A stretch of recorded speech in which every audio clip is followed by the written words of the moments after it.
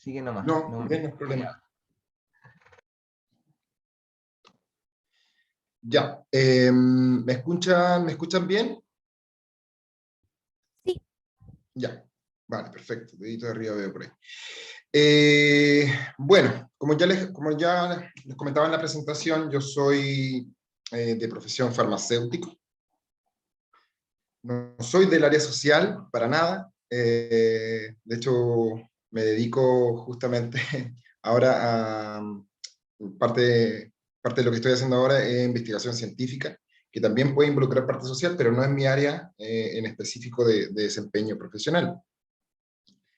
Más durante el activismo, durante los años que estuve en Valdiversa, pude aprender un poco de mis compañeros, de mis compañeras que estaban ahí en la organización, y me he introducido con los años, me he interesado con los años en parte de los estudios sociales, de derechos humanos sobre todo. Entonces, ahora lo que les voy a presentar, y junto con Felipe, el desarrollo histórico de los derechos LGBTIQA+,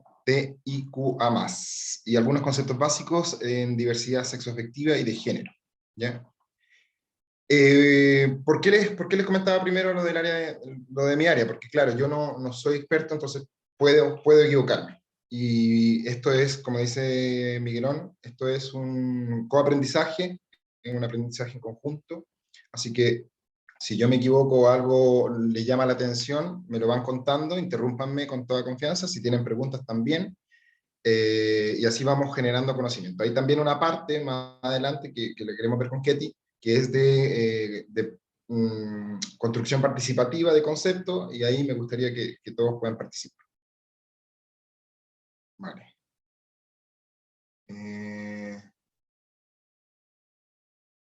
Ponen algo en el chat. Dale, Renan, nosotros vamos viendo el chat para Vale, que tú ustedes van viendo lo del chat. Vale. Me interrumpen con audio o, bueno, alguno de los chicos, de las chicas que están gestionando la reunión, me pueden interrumpir. Ya. Entonces,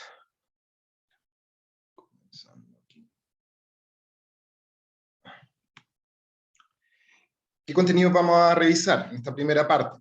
Los antecedentes históricos de la construcción de los derechos LGBTQIA+, desde la costumbre al pecado, lo hemos titulado así esa parte. Luego una segunda parte de la edad moderna y contemporánea, desde el delito a la patologización, Stonewall, un cambio de paradigma, la tercera parte. Y la parte que va a ver Felipe, derechos LGBT y QA+, y en el mundo actual, los avances que han habido en los últimos años y los desafíos. Y luego también vamos a ver algunos conceptos en la construcción participativa.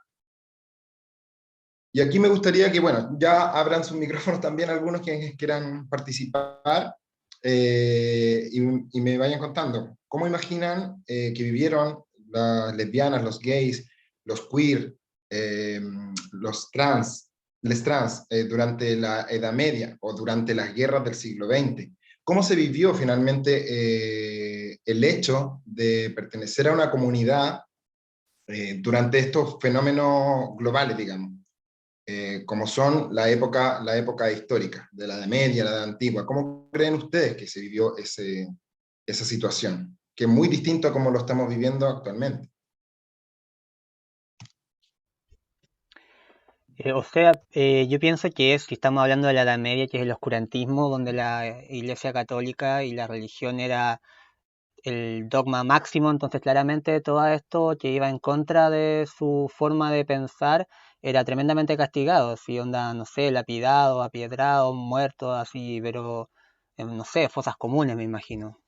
Claro, cuando hablamos de la Edad Media, normalmente siempre lo relacionamos mucho a las creencias monoteístas que imperaban en esa época de la Edad Media, sobre todo europea, que es la parte de la historia que más estudiamos, porque claro, la Edad Media en continentes como América y África transcurre distinto a cómo está transcurriendo en Europa, y que es lo que normalmente estudiamos en los currículos escolares. Entonces, claro, siempre lo relacionamos a a una sociedad teocrática donde se concentraba mucho poder en la iglesia, y eso también hacía que la sociedad estuviera muy supeditada a lo que la iglesia imponía. Entonces, lo que tú comentas. ¿Alguien más que quiera comentar? ¿Qué ideas tienen respecto de esto? De cómo se plantaron los LGBTQIA+ en esta época. Oye, yo creo que la Con miedo, iglesia, con miedo. dentro de la iglesia, como que no sé, me imagina que igual actuaba a lo mejor como un refugio cola, no sé por qué imagina algo así, pero no sé cuál es el rol que cumplían como las colas y la iglesia, porque colas siempre hemos habido. Algo así me imagina en mi cabeza. Sí. Bueno, acá hay un par de respuestas que dicen con miedo y reprimidos totalmente. Yo tiraría cuál es la aceptación que tenía o disminución de la persecución cuando eras de clase alta versus cuando eras un campesino pobre. Y le doy la palabra primero a Felipe Pino, que dio mano, y después a la Cami. Ay, Franco.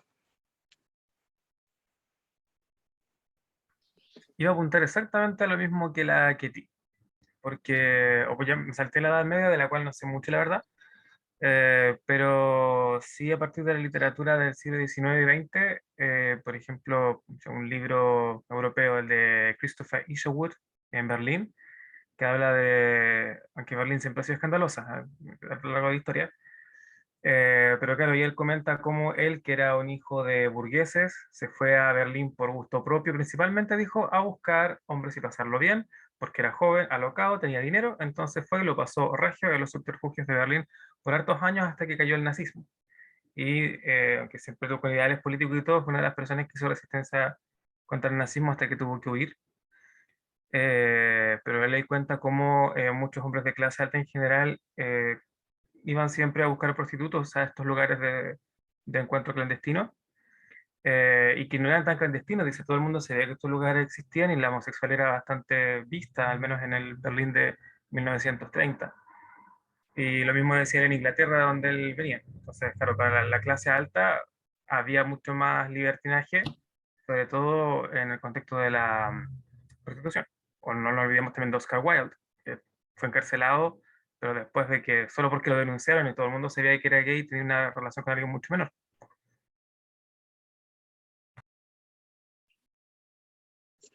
Cami, de ahí Franco y de ahí la Dani. No, yo iba a decir exactamente lo mismo, así como que el hecho de tener un estatus muy alto como que disminuía así como lo que podían decir de ti por simplemente estar en una posición alta, y que mientras que las personas más bajas, a ellas sí de clase social más baja, a ellas sí se les trataba como lo peor y así, y que normalmente en ese tiempo eras como el chisme como de todos, o esa persona es así y todo eso.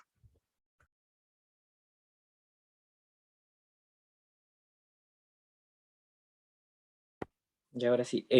Bueno, yo me imagino ese tiempo como una cosa, como algo culposa, tanto como por lo religioso que estuvimos conversando, pero también pienso que por los roles de género, ¿no? Como estar como muy definido qué es lo que tiene que hacer cada uno, cómo tiene que comportarse, cómo relacionarse con sus pares. Entonces siento que tiene que ser algo como súper culposo en realidad. Eso.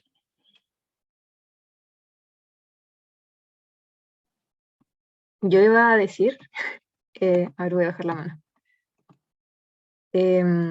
Según igual tenía entendido, no sé, me imaginaba también un poco que quizás un poco, incluso después de la Edad Media, hasta quizás entrado el siglo XX, que la homosexualidad en mujeres como que no era visto como algo malo. Se veía a las mujeres como seres medios asexuados, y que si habían como, no sé, más de amistades, como que eran así, eran como simples, como que no eran visto como algo, que las mujeres pudieran hacer algo más sexual.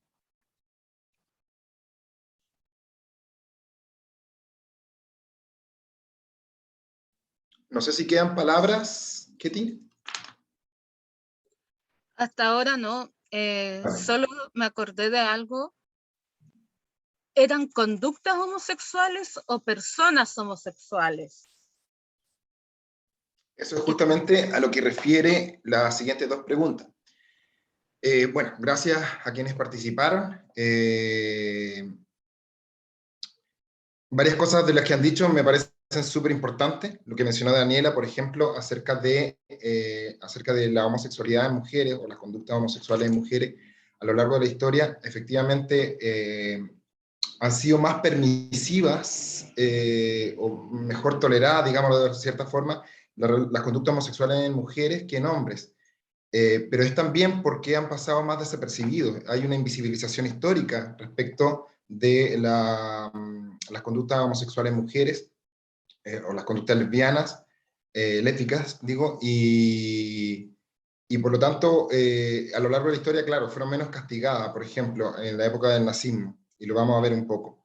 Y también es porque existe poco registro histórico respecto a eso. La mayor parte del registro histórico, y lo vamos a ver aquí, es de, bueno, la historia fue escrita, lo comentaba Felipe antes, la historia fue escrita de hombres, por hombres, para describir cosas que hicieron otros hombres.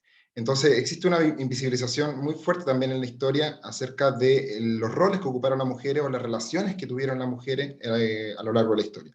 Lo que está mejor descrito y fue también mayormente sancionado fueron las conductas homosexuales y en particular también lo trans. Lo trans también fue muy recriminado, sobre todo ya en la época moderna, en adelante. Y respecto a lo que dice Ketty, muy importante, claro, y por eso estas otras dos preguntas. ¿Son les LGBTIQA+, desde siempre sujetos y sujetas de derecho? ¿Es un grupo identificable en cada época de la historia? ¿Qué piensan ustedes? ¿Son un grupo siempre definido de personas? ¿O cómo lo piensan? ¿Cómo lo imaginan?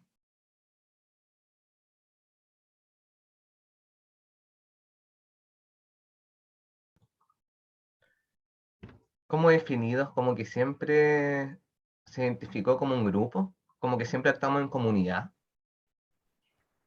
Bueno, como grupo identificable, netamente creo que es la pregunta de CP, y en esa mi respuesta es, en base a evidencias históricas, no. De hecho, nunca se nombró a los homosexuales como tales antes de 1859, cuando la psiquiatría dijo que existían personas homosexuales cuya desviación sexual normal era desviada. Antes de eso se hablaba solo de sodomía en la Edad Media. Y la persona no, el sodomita aparece en las traducciones de la Biblia recién que se hicieron de 1909 en adelante. Antes solo se hablaba de aquellos que hicieron sodomía. Es un verbo en tiempo progresivo en griego. Entonces, no, por alguna razón que aún nadie entiende muy bien, es difícil explicarlo, pero no habían personas homosexuales o sodomitas en la Edad Media, sino que solo aquel que incurrió en la sodomía, como decir un ladrón, porque era un delito y un pecado, pero no me identificaban como ladrón para toda la vida, no era mi forma de presentarme a la sociedad, ni tampoco los ladrones constituían un todo organizado más o menos homogéneo. Habían prácticas como tales, pero no personas identificadas como tales, hasta la edad moderna mediante la psiquiatría. Sí. Relacionado con eso también, ¿cuánto hemos distinguido la identidad trans de la identidad homosexual? Entendiendo que ha habido épocas en que se bromeaba, era tan gay el loco que se hizo mujer para ser aún más gay, como el mayor nivel. ¿Qué tanto era simplemente travestismo versus una identidad de género? Y acá un compañero nos coloca que escuchó una vez que siempre han existido machis trans y que eran muy bien vistas a nivel social en la cultura mapuche, aunque no tiene fuentes, solo algo que escuchó. Sí, súper bien, súper bueno. También lo integré por ahí. Una corrección, ¿quién lo puso aquí? Iván. Sí, una corrección. El plural de machi es machi. No existen los machis o les machis, es machi, simplemente. Pero súper bien, súper bueno lo que pusiste y lo vamos a comentar un poco más. Entonces, ¿son un grupo identificable a lo largo de la historia? No, no son un grupo identificable a lo largo de la historia. Como lo comentaba Felipe, a lo largo de la historia existen distintas connotaciones de lo que fue las conductas homosexuales, pero el grupo identificable no fue hasta entrado el siglo XIX, cuando ya empiezan a haber suburbios o subculturas, lo que se llama normalmente subcultura queer o subcultura gay, a pesar de que hay antecedentes de subcultura en Roma y en Grecia. Por ejemplo, en la isla de Levos se cree, se asume, porque en realidad de los escritos no son muchos, este suburbio o subcultura de mujeres, que ha llegado hasta nuestros días a ser un ícono, digamos, de lo que es el lesbianismo. Y en Roma también hay estudios que confirman que hubo un pseudo suburbio gay, que era de hombres que buscaban encuentros sexuales en baños públicos, o en saunas, termas. Pero no se podía hablar de un grupo identificable hasta mucho más entrado en la historia. Safo, correctamente. Entonces, comencemos. Vale. La primera parte, entonces, la titulamos Antecedentes históricos desde la costumbre hasta... ¿Cómo lo puse? Desde la costumbre al pecado. ¿Por qué desde la costumbre? Bueno, nos vamos a la historia clásica, la Grecia, y la historia griega y la historia romana. En Grecia existía una institución moral y pedagógica llamada pederastia, que no es la pederastia que nosotros conocemos actualmente, ¿ya? Esta era una institución formal, digámoslo así, dentro de la aristocracia griega, porque no era aplicable para todos los grupos sociales, solamente la clase más alta, y solo hombres, ¿ya? A pesar de que en Esparta existió un tipo de pederastia femenina, lo más extendido era la pederastia masculina en las ciudades-estado griegas, y era variable en las distintas ciudades-estado, pero más bien era una institución que perseguía fines pedagógicos, ¿ya? Es donde un hombre apadrinaba o tutelaba a un joven, lo recibía muchas veces en su casa para educarlo en el ámbito de la ciudadanía, en el ámbito de la política, la transmisión de valores y el entrenamiento militar.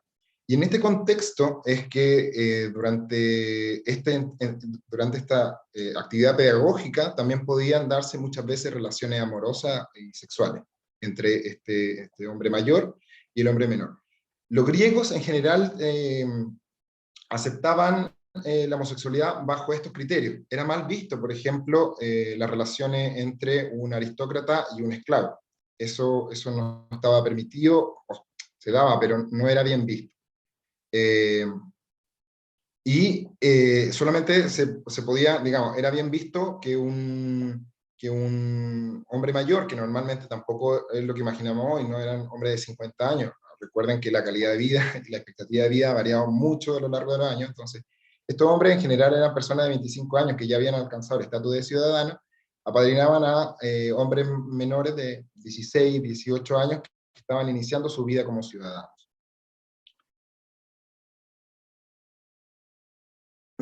Entonces, esta institución fue digamos, una de las cosas que está mejor documentada de la antigüedad respecto a las conductas homosexuales. Más, estos sujetos no eran pederastas. Se le llamaba al hombre mayor que acogía al joven, se llamaba Erastes, y al joven se le llamaba Eromio.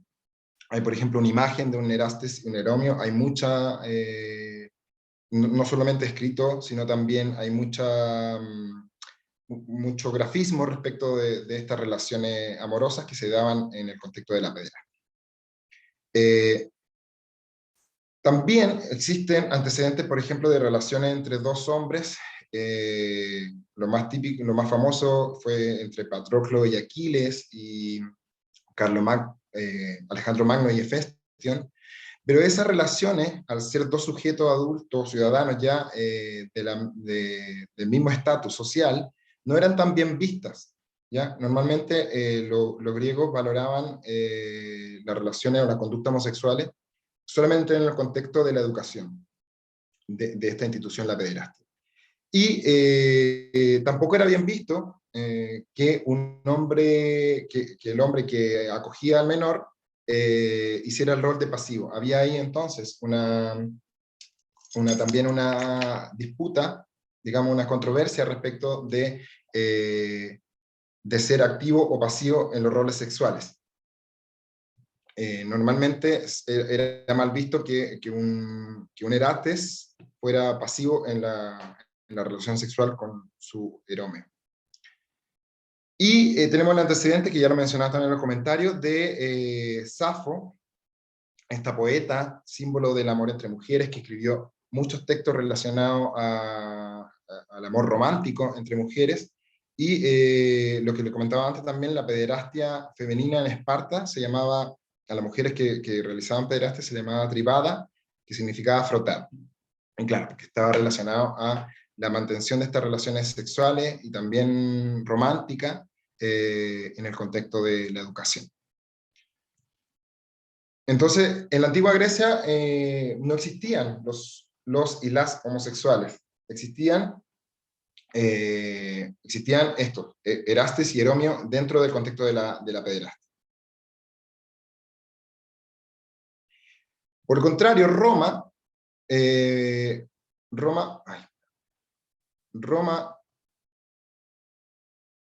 fue un poco más estricto, sobre todo al principio de la República. Ustedes saben, los romanos tenían una legislatura, son la base de la legislatura occidental. En la República tenían una ley que se llamaba Escantinia, que prohibía las prácticas homosexuales, porque se consideraba un símbolo de afeminamiento griego. Los romanos veían con mucho recelo las conductas, esta práctica de la pederastia de los griegos, porque la consideraban que era asociado a lo femenino, y lo femenino estaba asociado a la debilidad. Entonces no podían ejercerlo. Más siempre se practicaron las conductas homosexuales entre hombres y entre mujeres, y en el imperio la conducta llegó a ser socialmente aceptada, pero siempre en el ámbito privado y siempre en relaciones de amos esclavos. ¿Ya? Fue practicada incluso por emperadores como Julio César, Adriano, Trajano, que está documentado que tuvieron parejas varones, pero siempre estas parejas eran un esclavo, eran una persona de menor estatus social. Entonces, a diferencia de los griegos, los romanos no lo concebían en un contexto de educación, lo concebían en un contexto solamente para satisfacción del placer sexual del amo. Y no podían ejercer estas conductas homosexuales con personas de su mismo estatus social. Eso estaba socialmente mal visto. Siempre tenía que ser con una persona de un estatus social más bajo, y al igual que los griegos, el amo debía siempre ejercer el rol activo dentro de activo penetrativo en la relación sexual, y el esclavo tenía que ser receptivo en la relación sexual. Si era a la inversa, era mal visto, o sea, era mal visto, más no era castigado, ¿ya? No era castigado. Podían, por ejemplo, para ridiculizar a las personas que practicaban sexo receptivo, mujeres, esclavos, jóvenes también, se les llamaba catamita. Pero catamita también es un sinónimo de gamínide o joven, que significa básicamente joven sirviente sexual, ¿ya? Entonces solamente lo veían en este contexto, en el contexto de la satisfacción de un superior, a veces incluso contra la voluntad de un inferior. También existieron matrimonios entre hombres. Nerón, por ejemplo, se casó con 3 varones y con 2 mujeres, pero luego, cuando ya llegó la era cristiana, con Teodosio y los posteriores emperadores que ya eran cristianos, se prohibieron las prácticas homosexuales y se comenzaron a penalizar. Entonces comienza la conducta homosexual a aparecer en códigos legislativos, ¿ya? Lo que sienta las bases de la concepción futura que va a regir durante toda la Edad Media. En cuanto a las relaciones lésbicas en la antigua Roma, está poco claro. Normalmente se dice que estaba limitado a la vida privada, pero hay muy poca información respecto de eso. Yo no pude encontrar nada, la verdad. Porque también el rol que jugaba la mujer en la institución romana, en la sociedad romana, era siempre en el ámbito privado del cuidado de los hijos. ¿Qué pasaba en América? En nuestra América, y aquí voy a nombrar algo de lo que ya había comentado antes Iván. En América, bueno, el desarrollo de América se va a extender hasta la edad moderna y contemporánea de Europa, más o menos en las mismas características, ¿ya? Pero, digo, las mismas características desde la antigüedad hasta la edad moderna. En América, en Norteamérica, habían personas trans que desempeñaban papeles en las tribus, ¿ya? Habían por lo menos 130 tribus que integraban a estas personas trans o un tercer sexo, un tercer género, y le llamaban dos espíritus. Normalmente ocupaban cargo importante dentro de la organización tribal como chamanes. Los mayas aceptaron las relaciones amo-esclavo prematrimoniales, o sea, se podía dar también esta suerte de conductas homosexuales siempre y cuando sea con una persona de estatus social menor y siempre prematrimoniales, ¿ya? En ninguno de estos tres casos, ni Grecia, ni Roma, ni lo que estoy contando ahora de América, las relaciones homosexuales reemplazaron al matrimonio o a las relaciones heterosexuales, ¿ya? Por ejemplo, en Roma existieron los matrimonios con hombres, sí, por ejemplo, pero también se casó con mujeres. Normalmente se podía mantener varios matrimonios porque el contrato de matrimonio no era un contrato privado entre dos personas. Los mayas, lo mismo, amo-esclavo siempre tenía que ser con una persona de estatus social menor. Los aztecas, en cambio, fueron más estrictos porque penalizaban con la muerte las relaciones homosexuales y, bueno, no sé cuánto conocen de los aztecas, pero los aztecas fueron súper sanguinarios y a las personas que incurrían en actos homosexuales, hombres o mujeres, los torturaban y los degollaban y hacían muchas cosas con ellos. Los incas, en el imperio inca, las conductas homosexuales eran aceptadas solamente en un contexto religioso, o sea, solamente en contexto sagrado, y eran ejercidos normalmente por chamanes, que también se piensa que pudieron ser un tercer género dentro del imperio inca, y era muy variable según la localización en el Tahuantinsuyo. Y en cuanto a los mapuches, lo que me comentaba Iván antes, siempre han existido en la cultura mapuche los epopulú, que son personas que tienen dos espíritus, el femenino y el masculino, y por lo tanto también pueden expresar estos dos espíritus. Muchas veces los machi son epopulú, pero en la tradición machi de los mapuches, normalmente el machi no mantenía relaciones sexuales con otras personas, sino que vivía alejado de la comunidad en solitario. No mantenía una relación. Podía tener, por ejemplo, aprendices de machi, y en ese contexto también educativo, mantener relaciones sexuales, románticas, afectivas con estas personas. Más no había un compromiso de por medio, un matrimonio, o la mantención de una pareja, por ejemplo.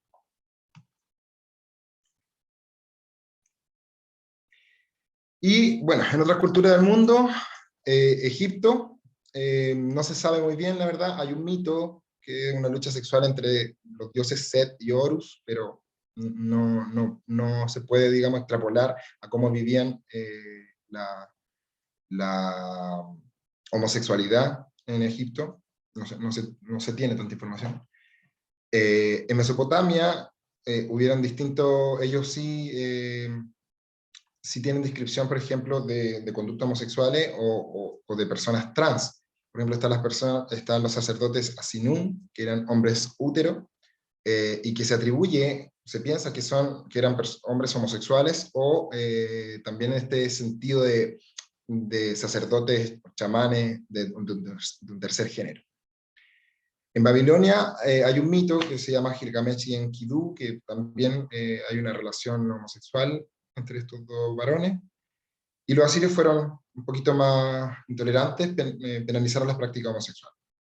En China las prácticas fueron muy aceptadas. China, la verdad es que en su cultura siempre tuvo una práctica, siempre estuvo bien visto, no había mucha distinción entre las prácticas homosexuales y heterosexuales, y eran ejercidas por operadores. Los operadores tenían un conjunto de personas, como un harem, no recuerdo cómo se llamaba, pero en este harem incluía varones y mujeres.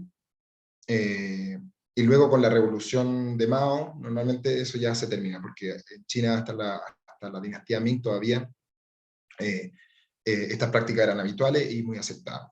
En India, hasta los días de hoy me parece mucho, existe un tercer género, que integra tanto a lesbianas, gays, bisexuales, trans e intersex, que son lo puse ahí una imagen, los Tritiya Prakriti, y que normalmente están vinculados también a lo sagrado, trabajan en templo y en la adoración de ciertos dioses. Y en África, que eso lo integré ahora hace poquito porque no lo había leído,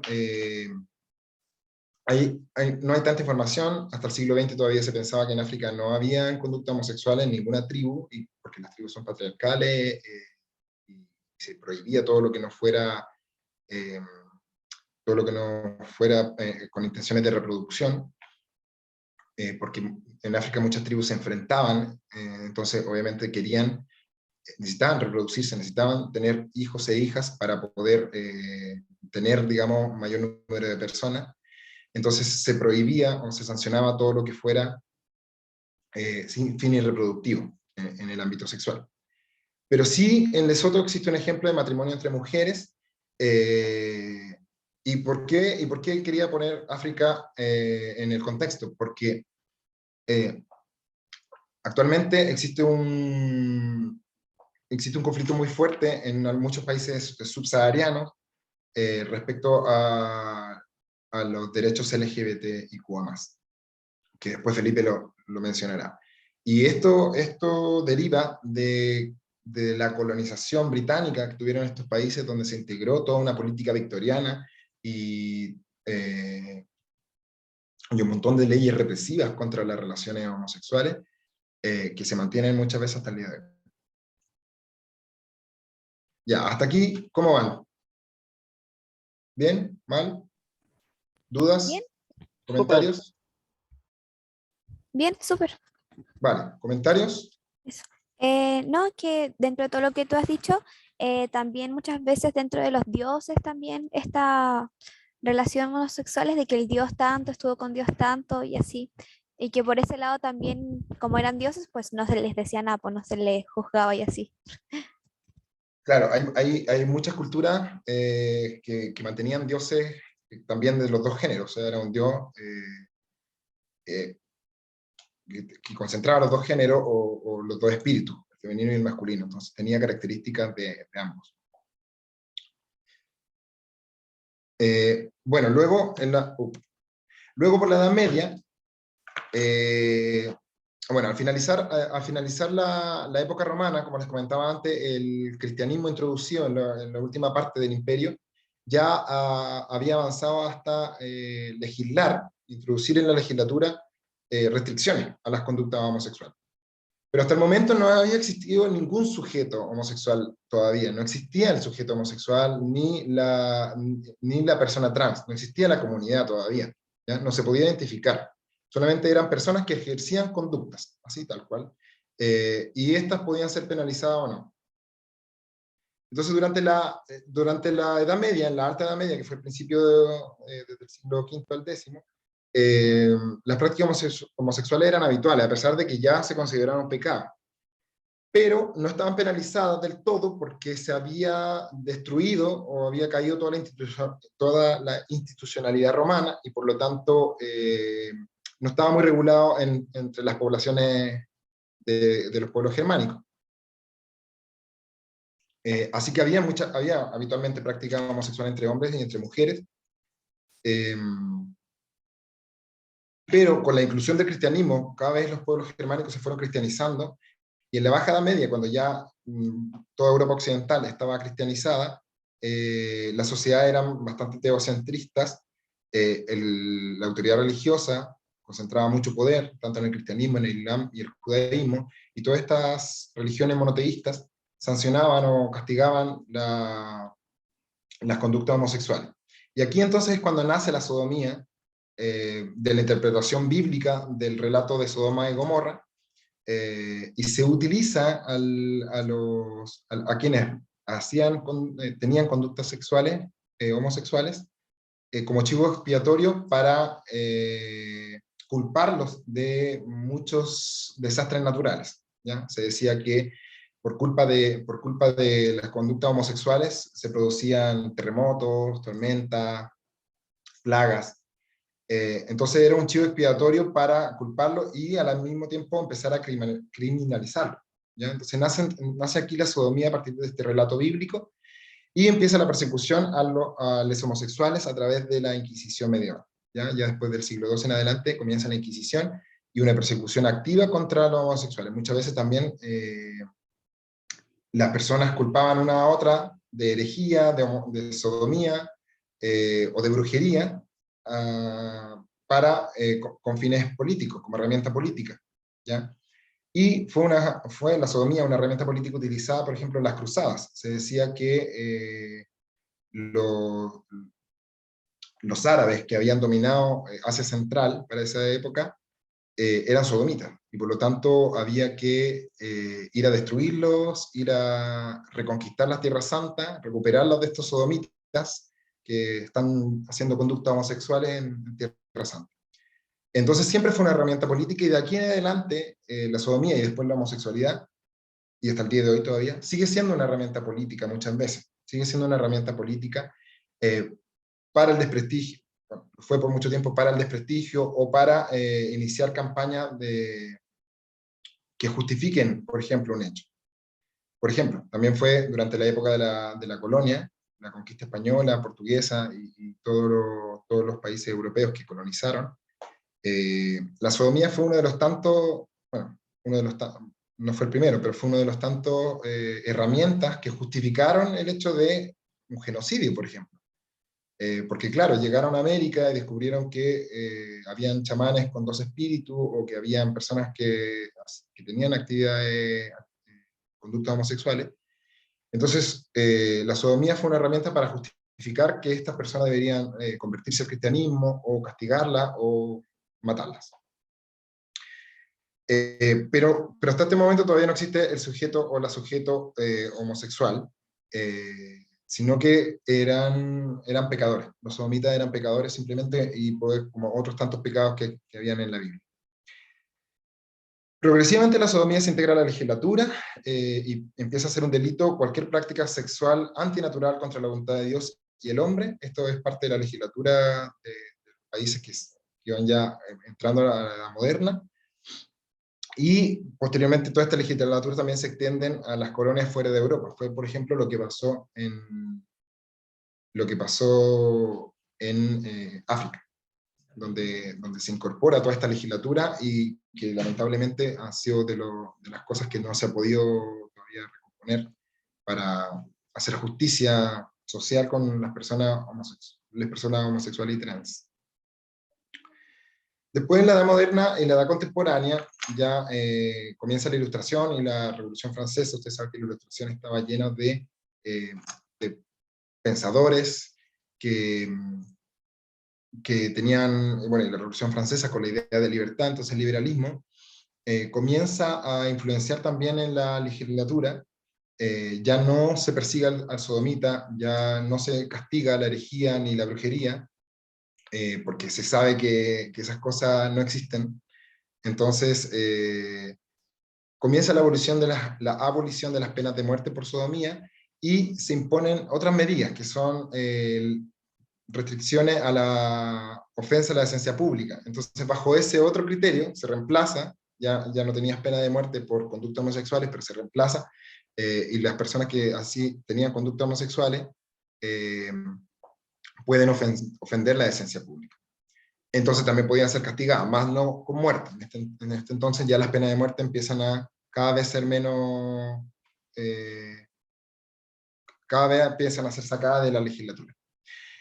En este mismo periodo entonces nacen las instituciones de poder disciplinario, las ciencias naturales, las ciencias médicas, y aquí cuando nace la psiquiatría, junto con la psiquiatría nace el concepto de sexualidad perversa, y por primera vez en 1886 se menciona en un catálogo de psiquiatría la palabra homosexual como una enfermedad psiquiátrica, y también comienzan las terapias de reorientación sexual.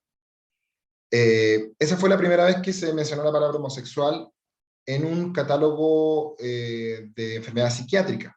Más años antes, en 1878, si no mal recuerdo, este caballero de aquí, Carl Maria Kerpeni, un húngaro, a favor de la abolición de las penas contra la sodomía, hasta ese momento todavía no existía un poco, o de todas las restricciones que habían para las personas que tenían conductas homosexuales, utiliza por primera vez en la historia la palabra homosexual.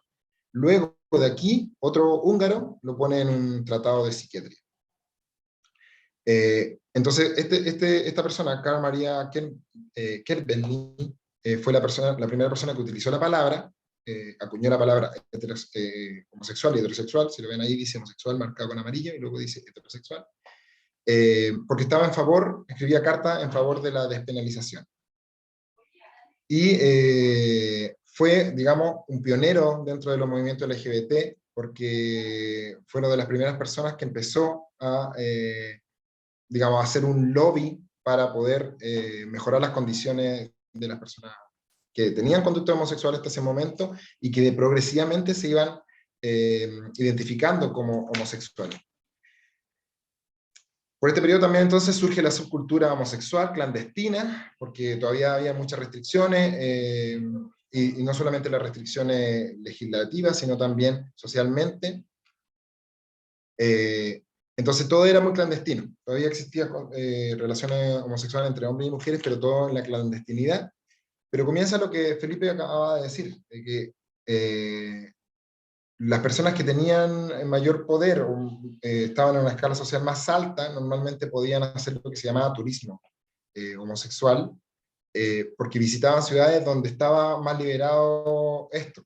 Por ejemplo, se iban a Ámsterdam o a Berlín, donde estaba ya se había sacado de la legislatura las penas de los castigos, entonces vivían con mucha más libertad. En cambio, en Austria, en Hungría, en Europa, estoy hablando de Europa todavía, no era así hasta mucho después. Y entonces muchos homosexuales, sobre todo varones, se cambian a ciudades grandes de Europa, Londres, Ámsterdam, Berlín, y allí comienza a surgir una subcultura homosexual clandestina en suburbio, y se comienza progresivamente a generar esta identidad LGBTIQA+. Y en esta subcultura homosexual no solamente habían, la mayoría eran hombres homosexuales, pero también habían mujeres lesbianas, y había muchas veces shows de transformismo. Entonces se empieza a generar este grupo, esta identidad. Y luego, ya al generar esta identidad, al generar nosotros, una noción de grupo, en el 1897 en Alemania, en Berlín, se crea la primera organización por la defensa de los derechos LGBT, en ese momento solamente LGBT, porque querían derogar el artículo 75 del Código Penal, que era que todavía castigaba la sodomía. Y estuvieron a punto de realizarlo, pero justo llegó el quiebre del 29 y la Alemania nazi, así que no pudieron conseguir la derogación. En 1930 ocurre la primera reasignación de sexo. El líder de esta organización era médico y lleva a cabo la primera, no es el líder de esta organización, bueno, no me acuerdo si era un médico que pertenecía a esta organización, parece. lleva a cabo la primera reasignación de sexo en 6 operaciones que le realiza a Lili L. Sí. Eh, Eso es ligado al Instituto para la Ciencia Sexual que había en Alemania. Voy a mutilar el nombre. Institut für Sexualwissenschaft, que claro, tenía bastante más bibliografía e investigación en temática LGBT del área salud, y que de hecho fue una de las primeras que fue afectada por la quema de libros cuando empezó a subir el movimiento nazi en Alemania. muchas gracias, Ketty. Sí, Eso, justamente. Sí, perdón, espérame. adelante, adelante.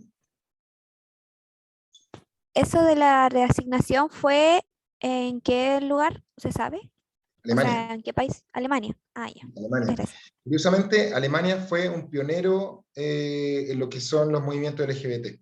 Fue donde se comenzó a formar los primeros nichos y esta suerte de identidad, de mirarnos a nosotros mismos y reconocer que somos parte de un mismo grupo. Se comenzó a dar progresivamente en todas las grandes ciudades, pero en Alemania fueron los que dieron los primeros pasos, antes de la guerra, por supuesto. Y claro, esto era en las grandes ciudades porque normalmente era donde podían esconderse en la clandestinidad y muchos hombres homosexuales, sobre todo, se movían desde ciudades más pequeñas a ciudades más grandes, donde no conocían a nadie y formaban una nueva comunidad cuando conocían gente en este mundo clandestino. Pero tenían muchas dificultades todavía. Por ejemplo, en Ámsterdam hubo, bueno, fue antes de 1800, fue por el 1700. En Ámsterdam hubo una matanza súper importante también de un grupo de homosexuales a finales del 1700. Entonces, progresivamente se iban levantando estas organizaciones y van ocurriendo estos hitos, como el de Lili Elf. Luego, en el 39, ya con la Alemania nazi en pie, los nazis fueron los únicos que habían votado en contra por la derogación del artículo 675, en la segunda vez que habían llevado la propuesta, y estaban, obviamente, eran contrarios a las conductas homosexuales y a esta naciente identidad homosexual.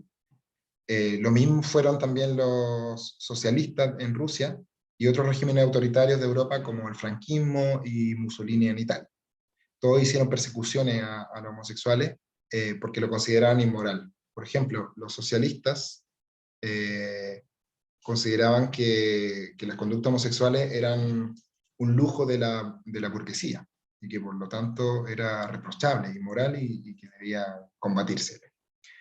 Así fue como muchos hombres homosexuales, y aquí lo digo como hombres porque no puedo decir como comunidad completa homosexuales, fueron llevados a campos de concentración o gulags, en el caso de la URSS, donde recibieron muchas veces tortura y muerte. Muchos también sobrevivieron, pero la pasaron muy mal. Y aquí está el triángulo amarillo, que fue el símbolo con el que se le identificaba a los hombres homosexuales en estos campos de concentración nazi. En cuanto a las lesbianas, en los campos de concentración, hubieron mujeres lesbianas, evidentemente, en los campos de concentración, más no eran identificadas, a diferencia Sí lo de los eran. Tenían el mismo triángulo, pero en negro. en negro. Sí, Pero eso, de fue una hecho identificación. la primera bandera lésbica que hay, una que es morada con el triángulo negro y una como un hacha de doble punta, se me fue el nombre de la herramienta.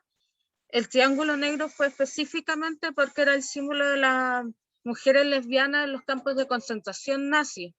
Nazi. Ya, eso, por ejemplo, yo no lo sabía, no lo había encontrado tampoco. Eso me imagino que también fue asignación, porque los nazis en los campos de concentración tenían a todo el mundo identificado con distintos símbolos. Sí, y bueno, como agregar que en esa época se sabía de bisexualidad, pero más como no era identificado como categoría aparte. todavía permanecía un poco esta creencia de las conductas, se tomaba más como una homosexualidad o lesbianismo temporal. Claro, no estaba, digamos, como la etiqueta, digamos, de la bisexualidad o la identidad propia de los bisexuales. Bueno, entonces, bueno, aquí voy con lo que le estaba contando aquí, que antes de la guerra, antes de todos estos regímenes autoritarios que hubieron en Europa, los homosexuales habían ya iniciado un movimiento de unidad. Luego de la guerra viene el movimiento homofílico, que también nace en Alemania, y que buscaba mayor aceptación por parte de la sociedad. Y este movimiento homofílico tiene un contraste muy fuerte con el movimiento posterior, que vendría a ser básicamente el activismo actual, porque el movimiento homofílico buscaba ser, eran hombres también homosexuales que buscaban ser respetables en el campo de la ciencia, de los estudios, buscaban destacar, digamos, y mostrarle a la sociedad que los hombres homosexuales podían llegar a cargos académicos, por ejemplo, o tener estudios, o ser personas muy formales, y que no eran diferentes a los heterosexuales. Por lo contrario, luego viene un día clave en la historia, el 28 de junio de 1969, los disturbios de Stonewall. Comienza entonces lo que es el activismo moderno por la igualdad de derechos, y el contraste fuerte aquí con el movimiento anterior de 1945, el movimiento homofílico, es que los disturbios de Stonewall no estaban liderados por hombres homosexuales formales que querían, digamos, tener una buena apariencia para que lo aceptaran socialmente, sino que estaba dirigido por mujeres trans, negras, racializadas, chicanos, latinos viviendo en Estados Unidos. Entonces era un movimiento totalmente diferente, era un movimiento que nace, bueno, Stonewall no es el primero, hubieron otros disturbios anteriores, pero Stonewall es el más importante de lo que fue el origen del movimiento actual, y que claro, que nace desde la clandestinidad también, de los bares del Greenwich Village. ¿Dije hemófilo en algún momento? Perdón.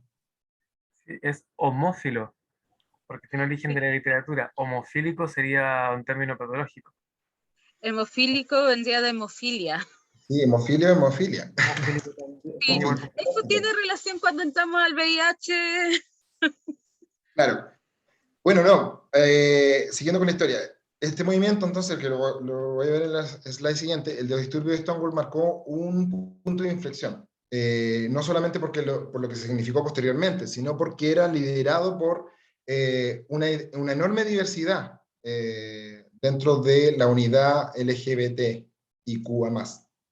Y no era comparable, o era un contraste muy importante con el movimiento anterior, que eran estos señores terneados que querían aparentar súper bien en la sociedad. Pero lamentablemente luego viene bueno, ahí también lo destaco, una influencia feminista.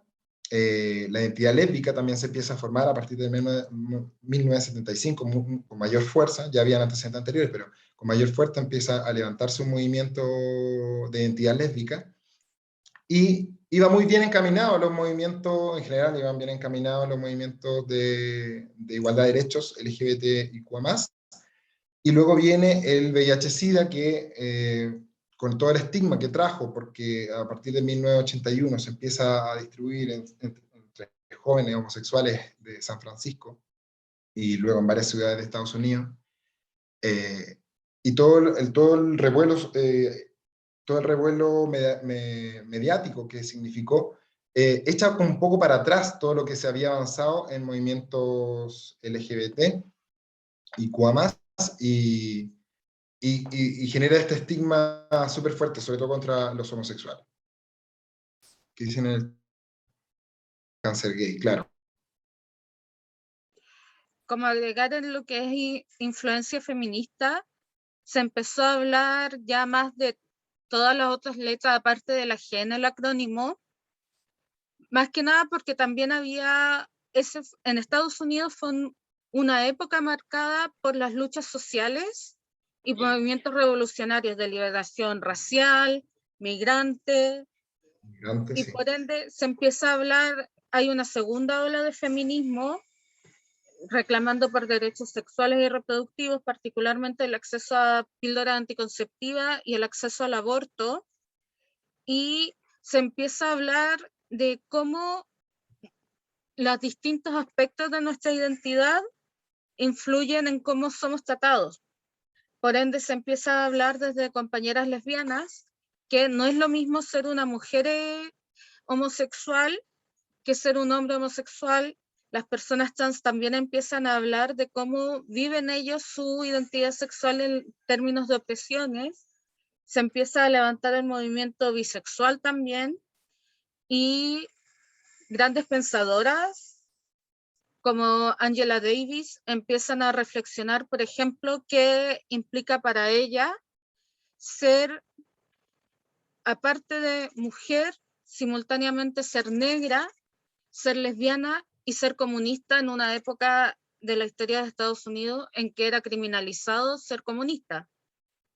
Por ende, se empieza a distinguir un poco del feminismo blanco, de este más burgués, más acomodado, versus de las situaciones de las mujeres más pobres, y se empieza a hablar también del movimiento LGBT con perspectiva de clase, considerando que las personas que eran parte de los disturbios de Stonewall eran personas de clase social baja, muchos que habían sido expulsados de su familia y por ende empiezan a hacer comunidad propia, pero el único lugar en que podían reunirse eran lugares eran controlados por la mafia.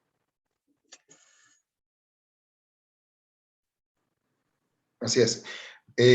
¿Comentarios? ¿Preguntas? Creo que hagamos una pequeña pausa para responder Pregunta preguntas. en el chat. Sí. Un amigo se fue, tuvo que retirarse por una emergencia al Benja. Ya, espero que esté todo bien. Hay una pregunta en el chat, Cepe, que yo creo que tú puedes responder bastante bien, que dice, ¿qué se sabe sobre que el cáncer gay o VIH-Sida fue creado en un laboratorio para experimentarnos? Dice que el VIH es sería un inicio de la guerra biológica. ¿Qué sabes de eso y en general bueno, de la creación artificial de virus que están reales? A ver, te contesto no como fanático de la historia, que es la parte que estoy viendo, que me gusta la historia, pero te contesto desde el punto de vista de mi área, de la ciencia. Yo creo que no existe la tal creación de virus y eso, porque por ejemplo pasó con el SARS-CoV-2, que este virus que estamos viviendo pandemia ahora, se conoce hace mucho tiempo. Los virus están descritos hace un montón de tiempo y hay un montón de virus que tienen potencial pandémico. Entonces no es como que haya aparecido ahora y todos nos sorprendamos así como, wow, una pandemia. Hace 10 años ya venían diciendo los investigadores que podía ocurrir, por ejemplo, con este virus. Ahora con el VIH, se conocía el virus de la inmunodeficiencia de los simios, que no se contagiaba, o no se transmitía, no, perdón, lo dije muy mal, me equivoqué, no se transmitía a los humanos, pero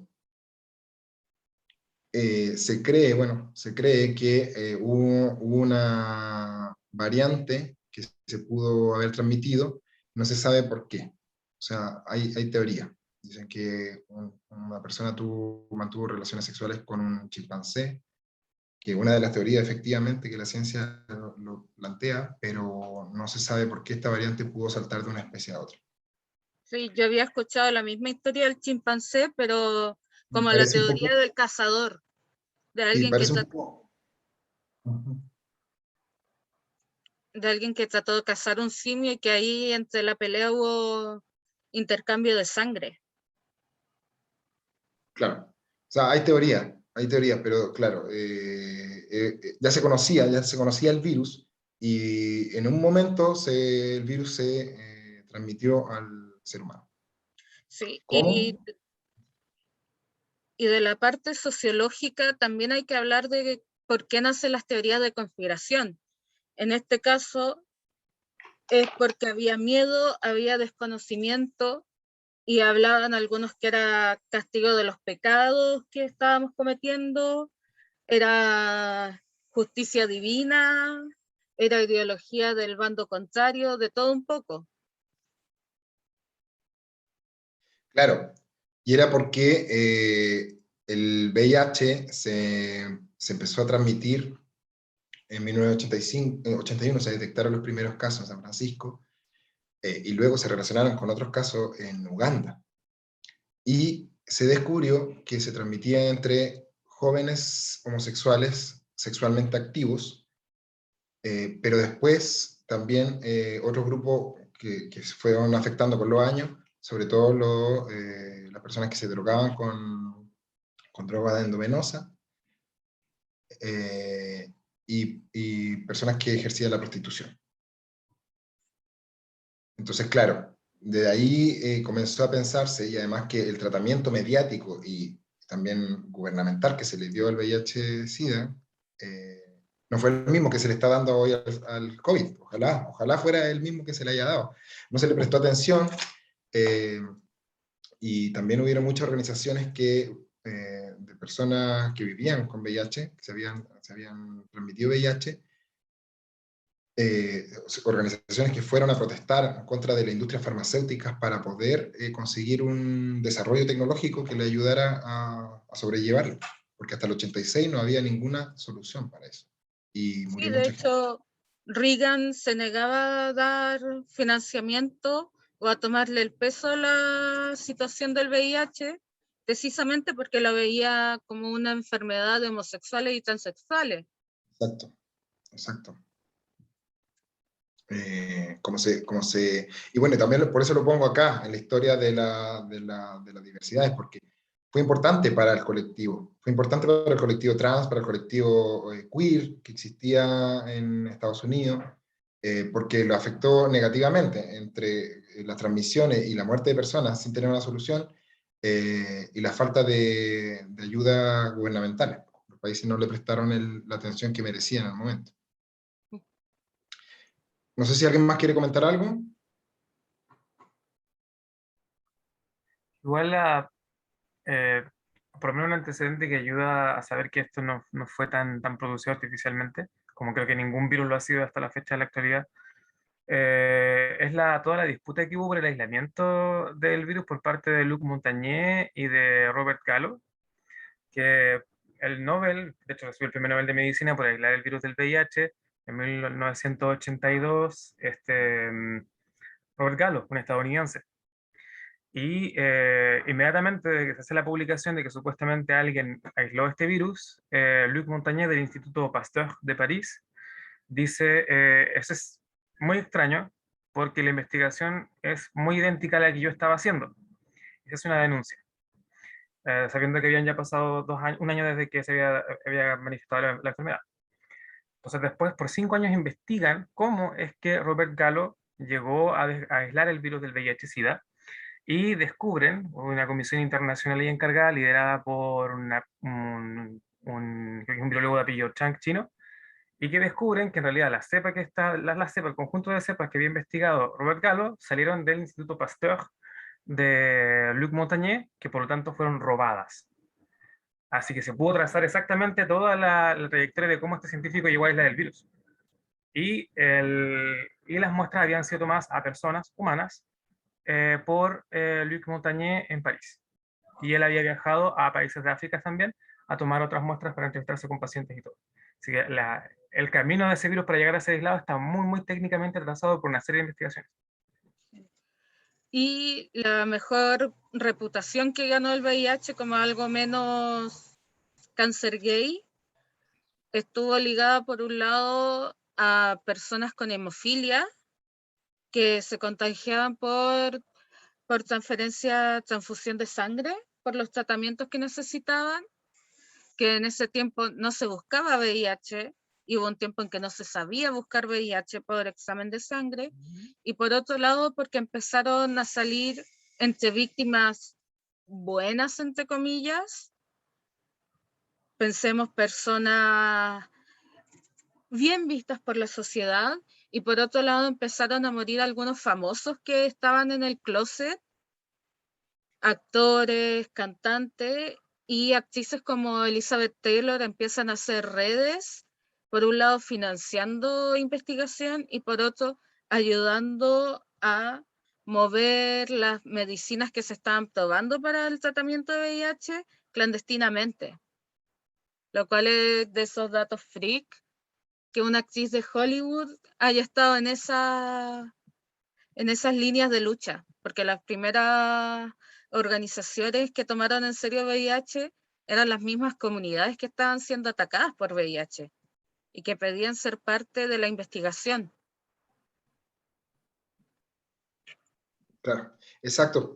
Y es que es eso, como ya existía un sentimiento de unidad, LGBTIQ, a más, ya existía esta unidad, entonces cuando llegó el VIH, como era muchas personas trans y muchos varones homosexuales sobre todo, se estaban afectando, la comunidad también respondió, y muchas veces iniciaron causas para poder conseguir soluciones.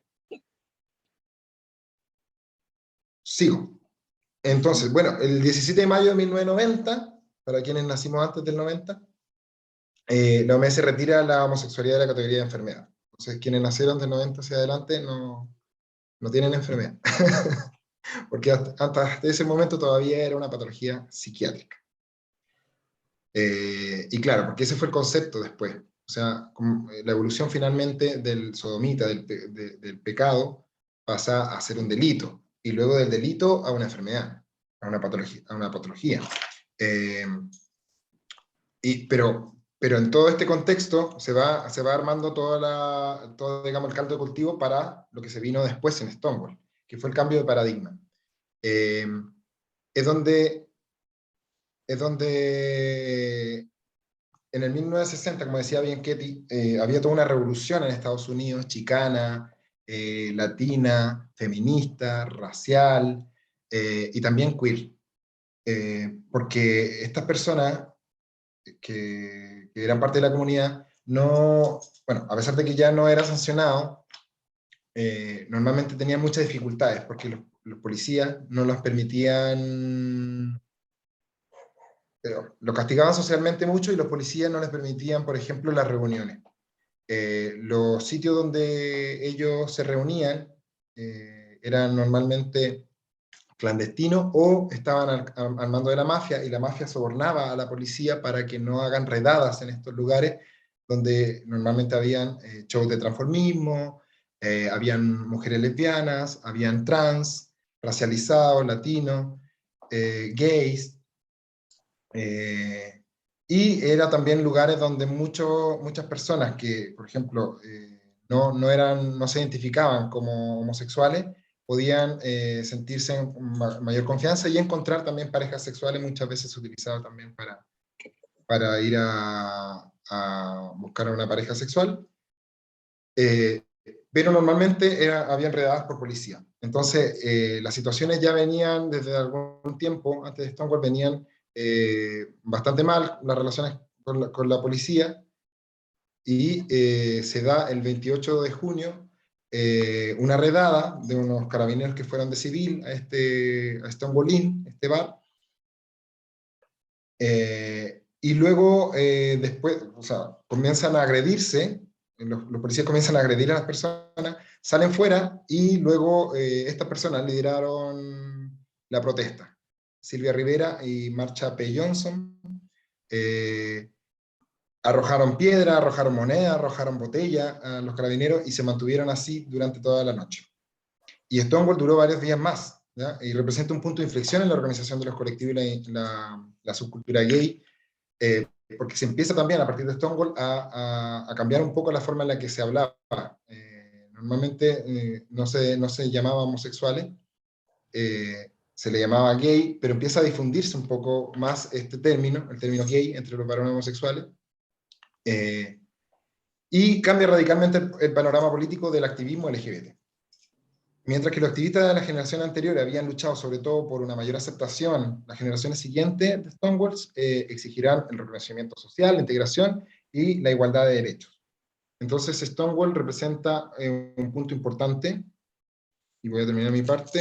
A ver. Voy a terminar mi parte con un videito, que es cortito.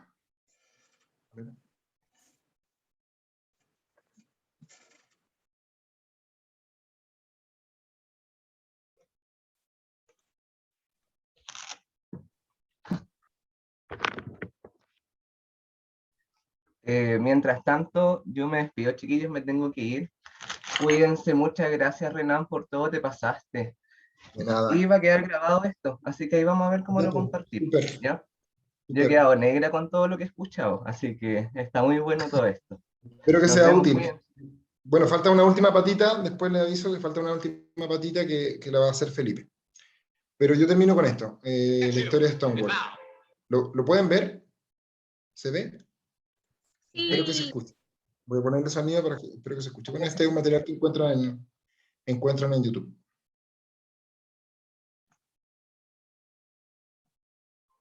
If we catch you in vow with a homosexual, your parents are going to know about it first. And you will be caught. Don't think you won't be caught. Because this is one thing you cannot get away with. This is one thing that if you don't get caught by us, you'll be caught by yourself. The rest of your life will be a living hell.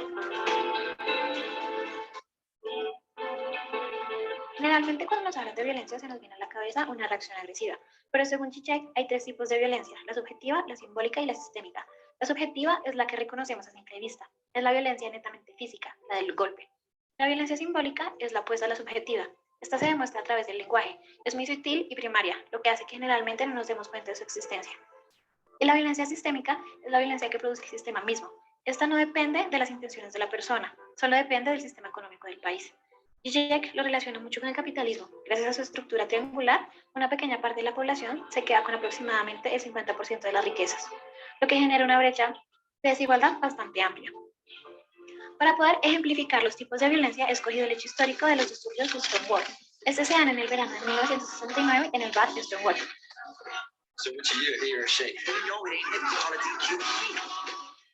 Acá se enfrenta la policía con la comunidad gay de la época. Para poder entender el porqué de los disturbios es necesario conocer un poco del contexto donde se desenvolvían estas personas. Las personas homosexuales no eran bien vistas en el ámbito político ni en el social, de hecho, en ningún ámbito. We discovered that Americans consider homosexuality more harmful to society than adultery, abortion, or prostitution. Realmente era una población bastante discriminada y sobre todo rechazada por el sistema mismo, ya que no tenían ningún poder político. Los homosexuales sufrieron violencia simbólica cuando los médicos diagnosticaron la homosexualidad como un trastorno mental. También, cuando al intentar buscar la palabra homosexualidad en el diccionario, hay un montón de definiciones, menos la que dice que eres una persona.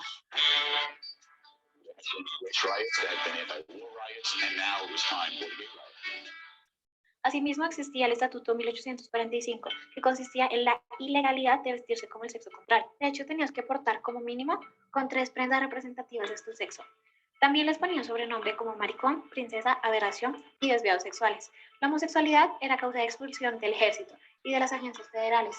Te echaban del colegio y no podías ser abogado ni médico. A nivel subjetivo, los homosexuales eran obligados a entrar a manicomios. Les daban descargas eléctricas mientras demostraban funciones del sexo al cual se sentían atraídos con el fin de eliminar la excitación. También le realizaban castraciones, lobotomías y esterilizaciones. En el manicomio Atascaderos de California era una práctica común suministrar un fármaco que simulaba la experiencia del ahogamiento. Era literalmente una tortura. La librería Oscar Wilde intentó vender material para la comunidad gay, pero lo que consiguió fueron amenazas, gente que las llamaba a insultar la tienda y el vandalismo. Y lastimosamente lo más común era la cacería de estos. Los buscaban con el fin de romperles la cabeza y algunos los mataban. Como violencia sistémica, podemos decir que debido a que ser homosexual era ilegal, significaba que no podías aplicar para ningún trabajo, quedaban desamparados económicamente y gracias al capitalismo y que su única forma de tener ingresos es el trabajo, sobrevivían con lo que se buscaban del día a día. Debido a que la venta de alcohol era prohibida para los homosexuales, ninguna persona quería correr el riesgo de abrir un sitio para gay. Acá es donde la mafia empieza a jugar un papel importante. Esta ve la oportunidad y empieza a poner bares gays y el negocio era robar la cerveza, rendirla con agua y venderla al doble. Uno de estos bares que tenía la mafia era Stonewall. Estos bares empezaron a ser muy concurridos, sobre todo el Stonewall, porque la mafia sobornaba a los policías para que estos no entraran al recinto y no arrestaran a los homosexuales. Y así, Stonewall se convirtió en uno de los bares más concurridos por la comunidad gay en todo Nueva York. For the past 7 years, we've seen achievements that would have been unimaginable to the folks who, knowingly or not, started the modern LGBT movement at Stonewall. Pero todo cambió cuando en el año 1969 John Lynch quería ser reelegido como alcalde, así que sacó una política de limpieza para liberar el Times Square y el Beach de los homosexuales. En esta zona se encontraba el famoso bar Stonewall. El verano de ese mismo año, la policía entró al bar rompiendo todo y empujando a las personas a la parte de atrás, y empezaron a revisar los carnets. Ese día la comunidad gay, llena de indignación y coraje contra el sistema, decidieron sublevarse y en comunidad decidieron luchar en contra de la policía. Desde esa larga noche se unificó la comunidad gay. Tiempo más adelante, buscando otra forma de hacerse escuchar, Mary Shelley propone una marcha y el director de Mattachine Society, que fue la primera organización a favor de los derechos gays, apoyó la noción. Y así fue como nació el Día del Orgullo Gay el 28 de junio de 1970. Gracias a los disturbios y a las marchas se logró reconocer a la comunidad gay y darle una voz. También comenzó a legalizarse la homosexualidad en los Estados Unidos. Y la presión de la comunidad hizo que los médicos replantearan la homosexualidad como un trastorno mental. Desde la noche de Stonewall comenzó una larga vida de lucha por los derechos de la comunidad gay. Después de 50 años desde los disturbios de Stonewall, sigue ocurriendo violencia hacia la comunidad. ¿A qué se debe eso?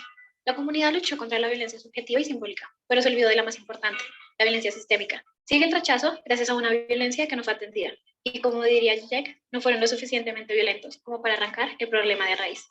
Y aunque hayan muchos avances, todavía faltan muchas cosas por cambiar. Bueno, seleccioné ese video porque me gusta el enfoque que hace de los tipos de violencia. Y al final, con lo que menciona de la violencia sistémica, que es lo que todavía nos queda por resolver. Pero claro, le hago la crítica que solamente habla de comunidad gay, comunidad gay, comunidad gay, en realidad cuando era una comunidad mucho más amplia que gay. O sea, como les digo, Marsha P. Johnson y Silvia Rivera son mujeres trans que lideraron las protestas de esto. Así que eso por mi parte ahora, les agradezco haberme escuchado, espero no haberlos aburrido mucho. Y no sé si quieren comentar algo, hacerme un reparo, comentarios, discusión. Ahora viene una segunda partecita que no es muy larga, espero, que es de Felipe. Alguien levantó la mano, si no me equivoco, CP. ¿Alguien levantó la mano? Ahora no la veo. Parece que solo era un dedito arriba. Dedo arriba, súper. Sí, perdón, me equivoqué. Que le haya gustado esta parte. Ahora una segunda parte, que viene mi compañero Felipe, que va a ver la parte de los derechos humanos. Así que te doy el pase, Felipe.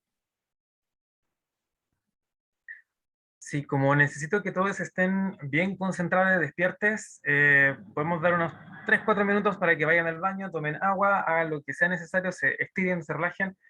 A ver, a las 5 en punto comenzamos, ¿ok? Si quieren una vuelta, aunque sea en el lugar. Y sí, gracias a CP, yo digo CP, mi amigo, a Renan por su presentación. Y bueno, vayan a darse la vueltita de rigor. Y mientras tanto, ¿quién estaba a cargo de esta videoconferencia que me dé el derecho a compartir pantalla, por favor? Yo te lo doy ahora. Gracias. Yo me voy a buscar un vasito de agua y vuelvo al tiro. Idem.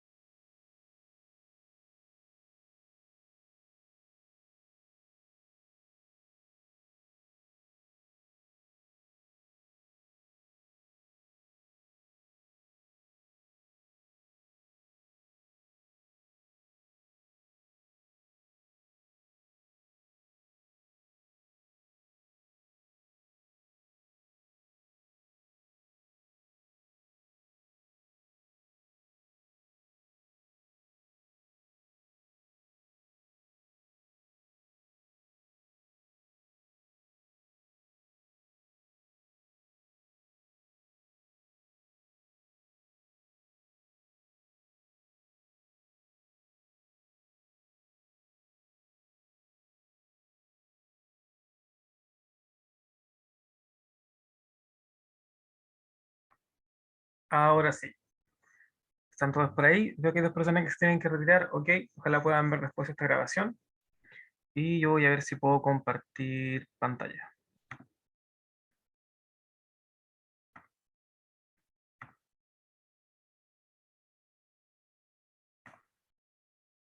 ¿Se ve mi pantalla por ahí? ¿Alguien me puede confirmar? Sí se ve. Gracias, Beth. Ok. Entonces, mi parte consiste en que podamos conversar, socializar y entender un poco mejor por qué la mayor parte de los movimientos LGBTIQ+, o por la liberación sexual, como se han llamado en algunos casos, y veremos ahí por qué, o más bien de movimientos sociales que luchan por la protección de las distintas orientaciones sexuales y afectivas y de identidades de género, em, se han muchas veces dedicado, hasta inclusive reducido, se podría decir, a demandas de derechos. Veremos entonces por qué son tan importantes los derechos. Y partiendo todos de una base que considero, muchas personas ligadas al activismo consideramos muy importante, que son los derechos humanos. Son un tema muy en boga en Chile. Desde el 2019 a la fecha hablamos de violaciones a derechos humanos en el contexto de las manifestaciones del estallido social. Sabemos que tenemos una dictadura en la cual se violaron los derechos humanos, y hoy en día tenemos un proceso constituyente que en gran parte se dedica o se motivó por ambas cosas, se motivó y se dedica a la reapropiación de derechos, a la conquista de derechos. Entonces, primero, una introducción muy general a los derechos humanos, y quisiera que ustedes me definan primero, si puede alguien o varias personas, qué son los derechos humanos y darme algunos ejemplos.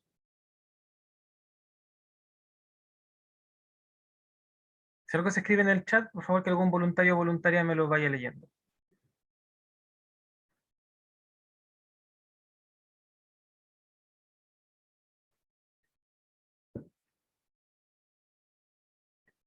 Con palabras simples, toda definición es válida.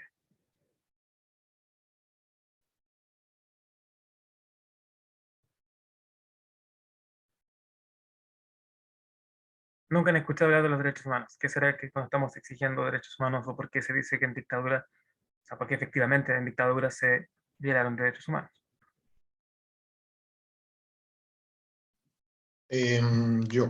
A ver, definir un derecho humano.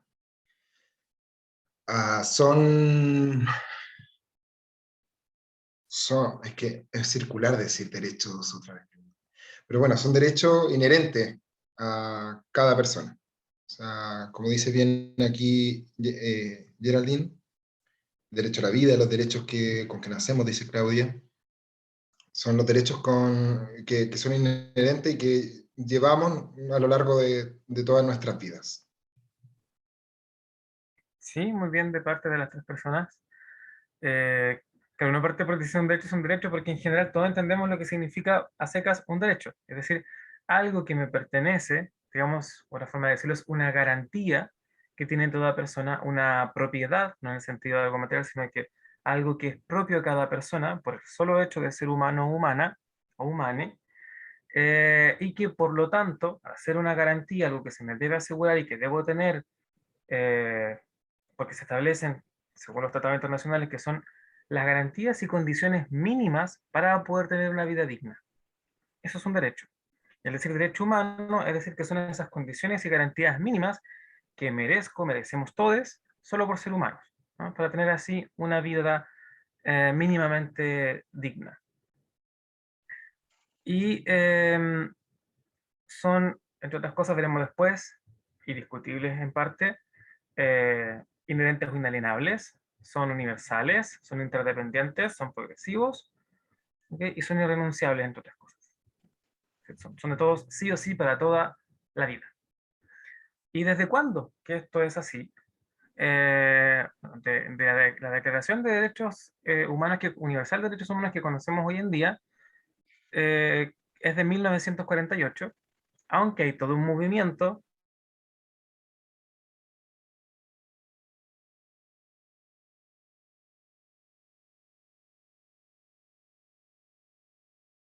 ¿Aló? ¿Se pegó Felipe? Creo que se pegó.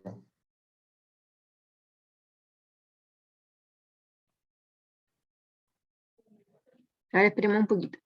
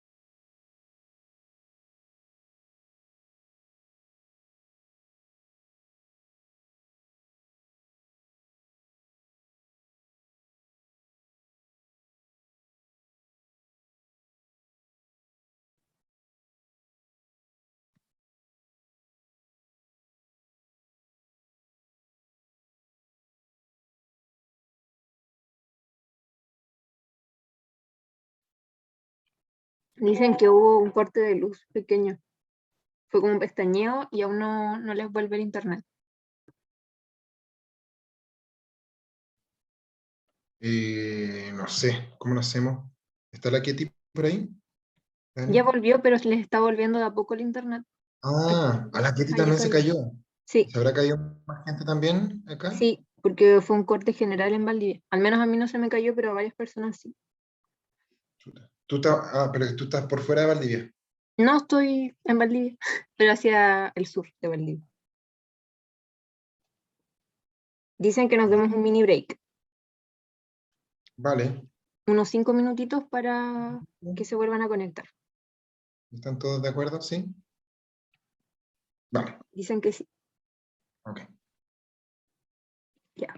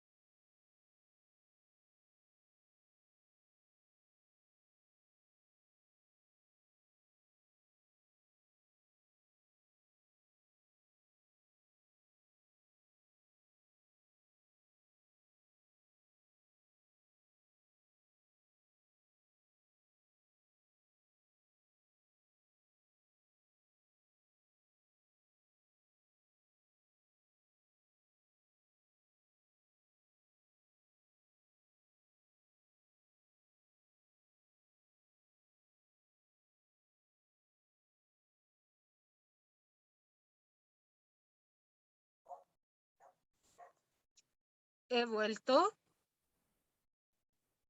Sí, ahí está, todavía estamos en break. Esperando Sí, a tiene Felipe. que... Felipe aparece uniendo. Medio difícil hacer la charla sin nuestro expositor. Sepe está sin audio. Ah, yo estaba hablando hace rato. No, que falta Felipe. Por mientras, yo les quiero recomendar un documental de Marsha P. Johnson, que está muy bueno, que se llama, a ver, déjame ver cómo se llama. ¿El de Netflix? Creo que está en Netflix, pero bueno, para gente que yo no tengo Netflix, sí, seguro se puede ver por ahí ilegalmente. ¡Pobre! Bueno, nosotros cada tanto hacemos recomendaciones de documentales, series, libros, de todo un poco. Y de hecho, en las charlas que hemos hecho de educación, a biblioteca y a estudiantes, hemos agregado el tema de representación en medios precisamente para complementar las miradas, las perspectivas de sexualidad humana, y porque también por mucho tiempo la representación en medios que ha habido de la comunidad LGBT ha sido bastante discriminatoria, bastante negativa, y afortunadamente ahora cada vez es más común ver personajes que son por lo menos neutros, si es que no héroes, o que son modelos a seguir también para infancias LGBT. Qué importante eso, Ketty, la infancia LGBT. No, yo creo que ahora en los últimos años, como sociedad hemos mirado la infancia trans, porque las mismas infancias trans se han hecho visibles, pero creo que falta todavía más mirada, o sea, que socialmente se plantee, se integra a los currículums, qué sé yo, falta. No sé, Felipe. ¿Volvió Pipe? ¿Sí me pueden ver y escuchar? Te veo y te escucho bien. Ya, ¿y me pueden dar también el permiso para compartir? Por favor. El tiro.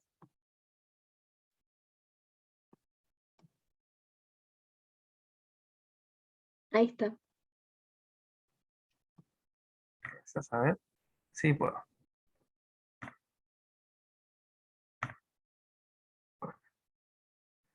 Entonces, estábamos hablando de derechos humanos. En general vamos a hablar de los movimientos LGBT y o de diversidad sexogenérica y su relación con los derechos humanos. ¿Por qué? Porque no es tan casual lo que comienzan a exigir los movimientos desde el Stonewall en adelante, porque ya había una base teórica, jurídica y política de las cosas que se exigían para todos los seres humanos. Y estaban todos inspirados en lo que declara la Declaración Universal de los Derechos Humanos de 1948. ¿Ah? Desde ahí en adelante se tiene el compendio de lo que hoy en día entendemos como derechos humanos, probablemente tal o muy parecido a lo que sigue habiendo actualmente, sabiendo que el concepto de derechos humanos o derechos del hombre comenzaron en la Revolución Francesa. Fueron los primeros que se enarbolaron ahí, su constitución los consagró, pero no dispuso de mecanismos, no dispuso una verdadera universalidad de los derechos, porque Francia misma después fue colonizadora de gran parte de África y el Caribe, donde violó muchos derechos humanos.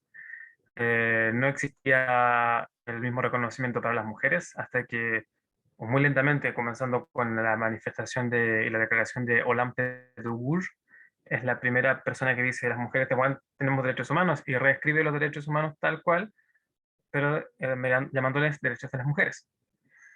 Después de toda esta disputa, después de que, como dicen unos filósofos, alemanes dicen, la cultura occidental vuelve a caer, dice, que se creía tan civilizada, vuelve a caer en una nueva especie de barbarie con la Segunda Guerra Mundial.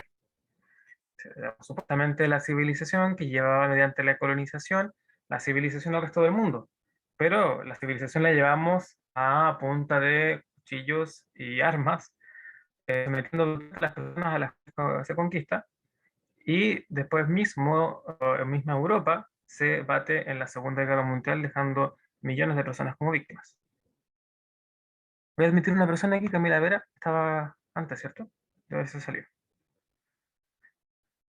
Entonces, luego de la Segunda Guerra Mundial, para intentar que los países no se vuelvan a batir en una guerra de esa envergadura, con armamento que terminó siendo de tipo nuclear y millones de muertes y consecuencias a lo largo del mundo, hacen una declaración para intentar mantener la paz y los derechos de todas las personas.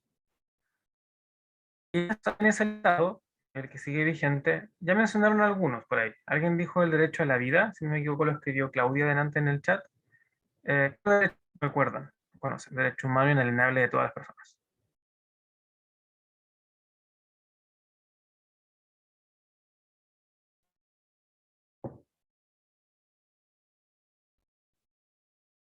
¿Por qué otro derecho se ha peleado en Chile en los últimos años, por ejemplo?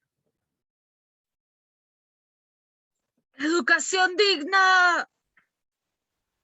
La dignidad. La educación. Derecho a la vivienda. Lo veremos ahí, gracias Hernán, lo veremos de ahí, que se supone que la dignidad sí es inherente también al ser humano, pero los derechos serían lo que nos permite llegar a esa dignidad. La dignidad es mucho más compleja. Es que yo pueda ser libre, que tenga vida, que tenga educación, que tenga vivienda, como dijo recién. Todo eso sería constitutivo de la dignidad. ¿Sí? Todos mis derechos me permiten llegar a la dignidad. ¿Otro más por ahí? Recordemos las guerras y las dictaduras, que son lo El primero derecho a que... la salud. El derecho a la salud también. Simplemente derechos. Pero vamos a ir viendo algunos por ahí. Y posterior a esta declaración, para que el sistema internacional, que principalmente es dependiente de las Naciones Unidas, las Naciones Unidas comienzan a crear ciertos departamentos para poder especificar aún más el trabajo y expandir los derechos humanos en el mundo, ¿no? De manera, por este lado, de manera diplomática. Pero recordemos lo que antes algunos de los chicos y chicas, posterior a esta declaración, que da sustento jurídico para que otros movimientos en el mundo digan, quiero exigir esto soy humano, me pertenece. Justamente en la década de los 50 y los 60 ocurren grandes de los movimientos sociales que hoy en día persisten, como son la segunda ola del feminismo, como lo es el movimiento que se llama por los derechos civiles, que es el movimiento principalmente de las personas afrodescendientes en Estados Unidos, ¿no? Donde surge Martin Luther King, y algunos movimientos por territorios, movimientos indígenas en América Latina. Surgen muchos de ellos en base al convencimiento que logra esta declaración de decir todas las personas tenemos derecho a la autonomía progresiva, por ejemplo, a la personalidad jurídica, a la libertad, ¿no? Que hasta ese momento no todo el mundo tenía. Y para trabajar esto, el Sistema Internacional de Derechos Humanos de la ONU divide un poco los derechos, aunque sabiendo desde un principio que todos los derechos, que algo que se llame derecho, se convierte en derecho humano. Los derechos humanos son todos son derechos humanos. Y los dividen para trabajarlos a través de distintos tratados. Primero, en derechos civiles y políticos, a través del Pacto de 1976, que se firma en América Latina, en Costa Rica. ¿Cuáles son los derechos civiles o políticos? Por ejemplo, el derecho a la vida, derecho civil. Los derechos civiles son, digamos, derechos individuales. El derecho al voto, que es un derecho político. El derecho al trabajo, que se considera un derecho civil. Otras veces, en algunas jurisdicciones, es un derecho particular. El derecho a la personalidad jurídica, que es el de poder tanto yo mismo tener una identidad y a la vez yo poder organizarme bajo el nombre de una asociación colectiva. El derecho a la seguridad personal, por ejemplo, que en otros documentos se llama derecho a la integridad física y psíquica. El derecho al debido proceso, que es a tener un juicio justo, que sea público, donde yo tenga una defensa y hay un tiempo de investigación específico, y se respeten cosas como la razonabilidad y la proporcionalidad. Por ejemplo, de que si no tengo pruebas y no se puede decir que soy un por ejemplo, cosas que se han violado en Chile recientemente. Por otro lado, dentro de estos mismos 28 derechos, algunos se clasifican en derechos económicos, sociales y culturales, vale decir, son de las distintas áreas de la vida humana. ¿Cuáles son derechos sociales, por ejemplo? La salud, la educación, la previsión social y la vivienda. ¿Por qué sociales? Es un poco para diferenciarlos de aquellos civiles que son de tipo individual, porque en esencia nos dicen, tanto la experiencia internacional como la teoría jurídica, que son derechos que deberían funcionar, o que para que funcionen bien deben ser iguales para todos o bien para nadie. ¿Qué contradicciones hay con eso? Casos como Chile y el neoliberalismo, donde hay mejor salud para algunos, mejor salud para otros, mejor educación para algunos, mejor educación para otros u otros. Entonces, en esencia, lo que están aquí, salud, educación, previsión social y vivienda, son derechos sociales porque se entiende que pertenecen a todas las personas, pero no de manera individual, sino que colectiva. Un Estado no puede proveer salud para unas solas personas, sino que debe hacerlo para todas. Y específicamente la última parte, que son los derechos culturales, se desarrollaron después mejor en otro documento, que es el Convenio 169 de la OIT, donde se establece principalmente el derecho a la autonomía y a tener ciertas reglas propias por parte de los pueblos indígenas, y también tomar medidas para reparar las vulneraciones que sufrieron en contextos de colonización. Estos tres son a nivel internacional los listados y los documentos más importantes de derechos humanos. ¿Qué pasa en cada continente? Que la declaración, por muy perfecta que sea y por muy bonita que sea, no es vinculante para ningún Estado. Ningún Estado tiene porque no se firma, no tiene la obligación automática o jurídica de cumplirlos. Para hacerlo, lo que se ha hecho son convenciones posteriores en cada continente. En nuestro continente, mediante la Organización de Estados Americanos, se hizo la Convención Americana de Derechos Humanos en el año 77, que las voy a copiar para que vayan echándole un vistazo y así pueden decir, oh, estos son mis 28 derechos. Derecho, pregunta Matilde, son principalmente el derecho al voto, el derecho a participar de los procesos políticos, el derecho a postularte a cargos políticos, a formar organizaciones y partidos políticos de toda organización de toda índole que tenga efectos políticos, a que las elecciones sean transparentes y la democracia, básicamente, como derecho humano. Hay cosas discutibles, vamos a ver más adelante, porque una vez tuve la oportunidad de conversar con alguien de este país que es tan famoso hoy en día, de Dubái. Perdón, lo que les envié fue otro documento. Les envié la Convención contra toda forma de discriminación y odio. Aquí sí viene. De la Organización de Estados Americanos. Los dos documentos les sirven en todo caso. Esta es la Convención Americana. A lo que les decía que lo que sucede con la democracia. Muchas personas por la democracia, yo creo que es la mejor forma de gobierno. Pero una vez conversaba con una persona de muchos estudios y profesional, gay también de Dubái, y me dijo, la democracia es algo que inventaron ustedes en Occidente, dijo, y les pertenece a ustedes. Dijo, nosotros no tenemos un movimiento político por la democracia, y nuestra forma de gobierno es la monarquía absoluta mediante nuestro príncipe, me decía, y aceptando casos particulares decía que no tiene muchos detractores supuestamente en Dubái. Ese príncipe se encarga de proveer todo lo que las personas necesitan. O sea, nosotros tenemos salud, educación, previsión gratuitas e iguales para todo el mundo. Todos tenemos trabajo y si no el Estado tiene que encargarse igual de buscar un trabajo para ti, para evadir así al máximo la cesantía. Y me dice, inclusive Dubái tiene penalizado el acoso callejero de todo tipo. Me dice que he visto que en muchos países occidentales no existe. Entonces, él me decía que de su perspectiva, para él, la democracia era una imposición. Yo quedé muy impactado, pero como antropólogo de profesión, entiendo que el mundo es muy diverso. Y hablar de la universalidad de los derechos humanos no es tan fácil.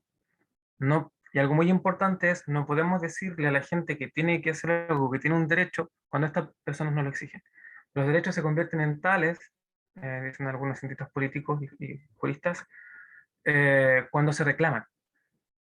Antes de eso, si la persona, aunque sean inherentes, mientras las personas no lo reclamen, muchas cosas no llegan a ser derechos. Eso es discutible. En nuestro caso, que estamos acostumbrados a la democracia, que me parece la mejor forma de gobierno, tenemos la Convención Americana, que es básicamente una repetición de los derechos humanos, de la Declaración Universal de Derechos Humanos del año 42, probablemente al inicio, que dice por aquí, los derechos que...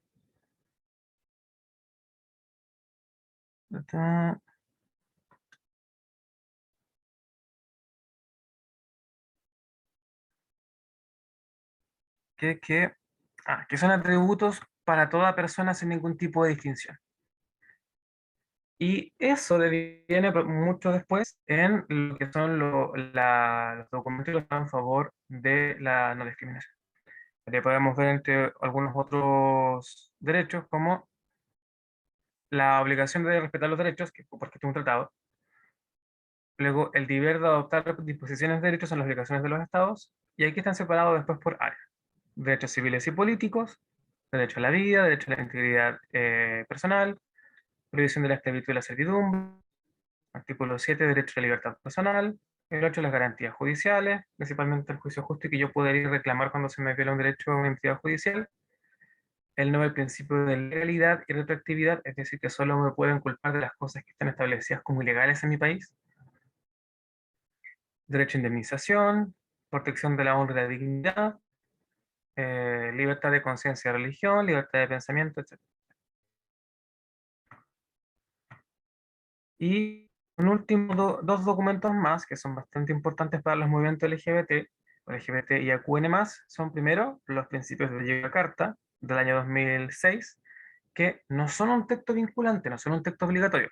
A diferencia de la Convención Americana, que está firmada por todos los estados, Chile la firmó el 1997, Pinochet mandó a alguien a firmarla en su nombre, pero la Comisión